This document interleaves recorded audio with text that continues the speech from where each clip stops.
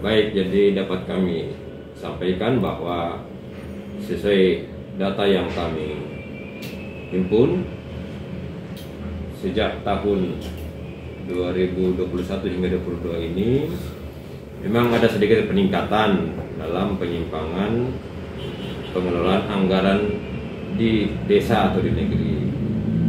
Tahun 2021 ada sekitar 7 kasus perkara tindak pidana korupsi adanya penyimpangan pengelolaan anggaran di desa.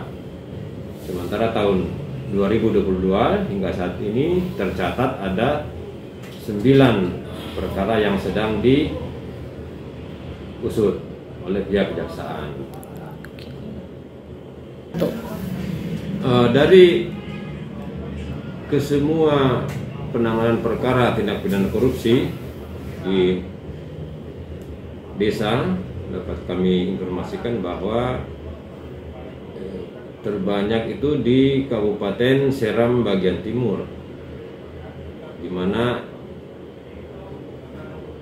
jumlah penanganan perkara korupsi di tahun 2021 hingga saat ini ada sekitar 8 perkara tindak pidana korupsi.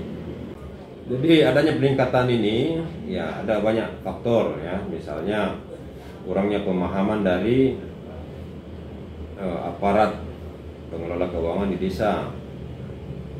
Kemudian faktor lain bisa jadi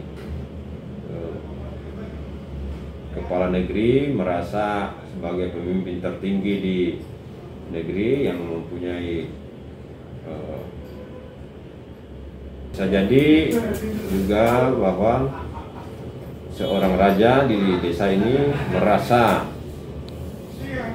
seorang yang punya kekuasaan yang tidak boleh diintervensi oleh pihak lain, termasuk pihak dari internal negeri sendiri. Terima kasih sudah nonton. Jangan lupa like, subscribe, dan share ya.